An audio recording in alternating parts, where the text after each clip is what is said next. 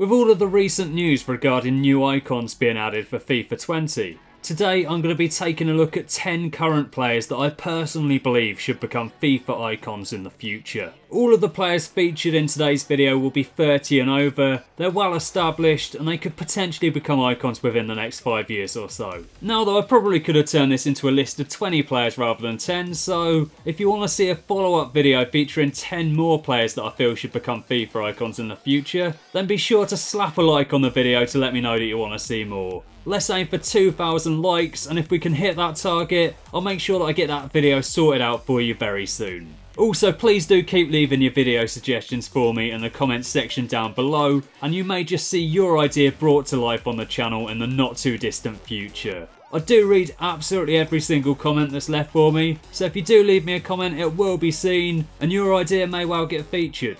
Be sure to stick around and subscribe if you do go on to enjoy this video, and like I say, there may well be another very similar one coming soon. And in terms of the gameplay that you're seeing in the background, that's just me taking on a full team of icons with a selection of some of my very favourite players in world football. Anyway though, let's get into it then, and let's take a look at these 10 players that I personally feel deserve to be future icons. Starting out with the goalkeeper then, and we've got one of the best keepers of all time here in Gianluigi Buffon. He won the UEFA Cup with his first club Parma, was hugely successful with Juventus in an initial 17 season spell with them, and racked up 176 caps for Italy, which puts him in the top 5 most capped players of all time. He's never won the Champions League, but he's enjoyed a great deal of success regardless, and there's just no denying that he's one of the best goalkeepers the game has ever seen. Whether or not he was better in his prime than Lev Yashin is definitely a matter for debate, but given that Yashin hung up his boots about 50 years ago,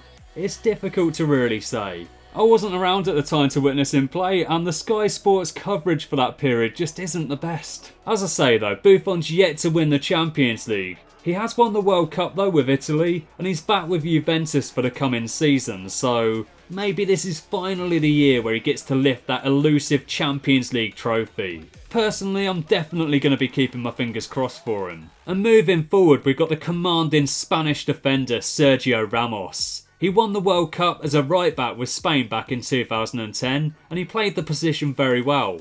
He's since become far better known as a centre back though, and it was whilst playing that position that he became known as one of the very best defenders in world football. He's maybe not at the absolute top of his game anymore. At his peak however, Sergio Ramos was an absolutely incredible defender and served as a fantastic captain for both club and country. In recent years he's frequently been linked with a move away from Madrid.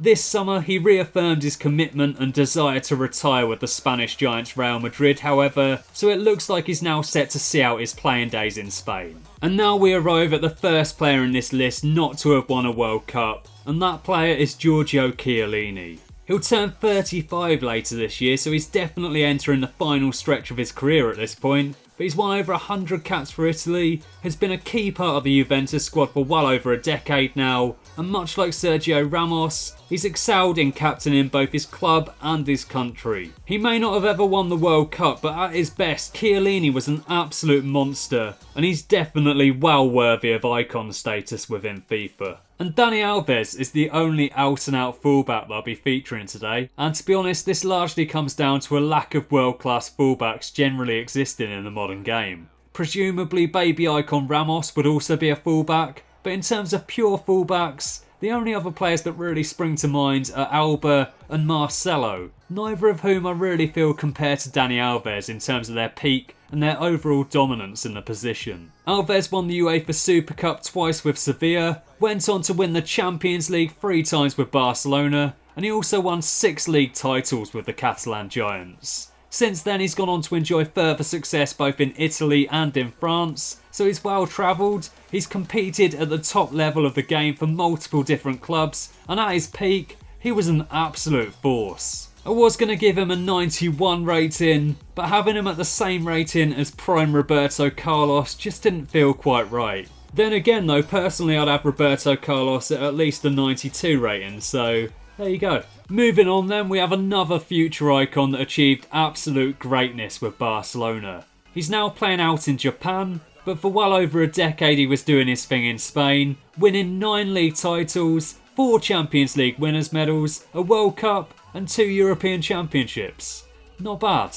He might be past his peak now, but in his prime he was one of the very best central midfielders in world football.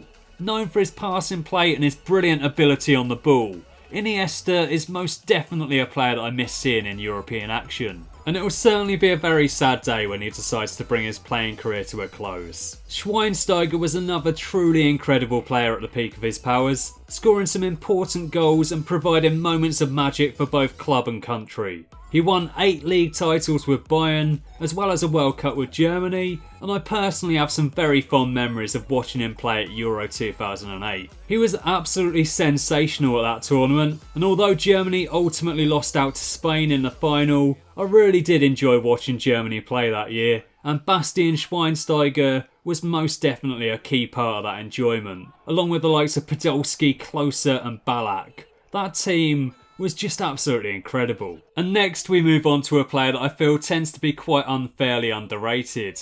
He's Manchester United's all-time leading scorer, he's England's all-time top scorer, and yet there will no doubt be some of you out there questioning his inclusion in this video, which probably largely comes down to his lack of contribution on the world's greatest stage. At the 2006 World Cup, Rooney was rushed back from injury so that he could be part of the squad, and he was never quite fully fit. At the 2010 World Cup he failed to score a single goal, and at the 2014 World Cup England were eliminated at the group stage, scoring just 2 goals in the process. Rooney did score one of them though, to be fair, so he never really did perform too well at a World Cup. But in his defence, the England teams that he played in didn't really do a lot as a whole at those tournaments. If you look at his club record, however, he was a consistent threat in the Premier League, scored well in the Champions League, and he even scored against Barcelona in a Champions League final, so he was able to get the job done on the big stage, just not for England. His attitude off the field was questionable at times, but on the pitch, he always gave his all, and at his peak, Wayne Rooney was absolutely unstoppable. Whilst Rooney's off-field antics have often been held against him, however,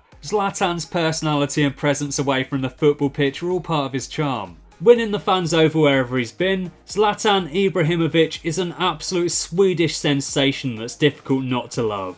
He'll turn 38 later this year, so he's certainly no spring chicken anymore for an outfield player. Despite his advancing years, however, he still keeps banging in the goals, and he's currently doing so in the MLS for LA Galaxy. Somewhat surprisingly, he never won the Champions League whilst playing in Europe. He did win the Europa League with Manchester United though, and has enjoyed plenty of personal and team successes throughout the years, winning domestic honours with the likes of Barcelona, PSG and Inter. And it should probably come as no real surprise that the final 2 players to be included in this video are Cristiano Ronaldo and Lionel Messi. Starting out with Cristiano Ronaldo then, and some people may argue that he deserves more credit than Messi because he's performed well in England, Italy and Spain, whilst Messi has only ever played in La Liga. Personally, I find that to be a bit of a weak argument though, as remaining loyal to one club surely shouldn't ever really be seen as a negative, especially when it happens to be one of the biggest clubs in world football. Anyway though, irrespective of that, Cristiano Ronaldo has won titles in England, Spain and Italy, won the Champions League with both Manchester United and Real Madrid,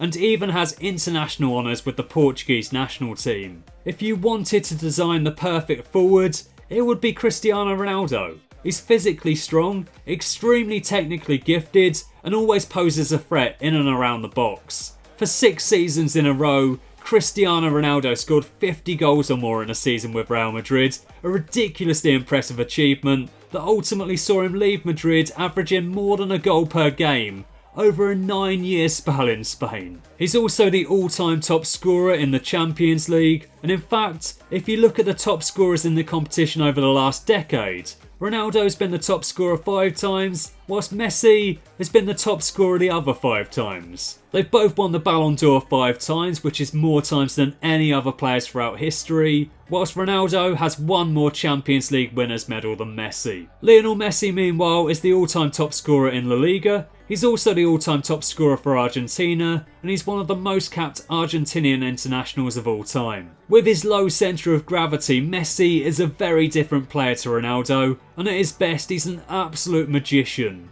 with the ball seemingly glued to his feet at times. Messi and Ronaldo are definitely amongst the greatest players of all time, and if and when they do receive icon cards within FIFA, I believe that the pair of them should be at least on a level with Prime Pele at a 98 rating. Anything lower than that, and frankly, that would just be disrespectful. Anyway though, so those are my 10 players. I definitely could have included a lot more though, so like I said at the start of the video, if you want to see a follow-up featuring 10 more players that I feel should become FIFA icons in the future, smash the like button, and if we can hit the target, I'll definitely have a follow-up video coming for you very soon. Anyway though, thanks for watching, I hope you've enjoyed the video, have an awesome day, and I'll catch you again next time.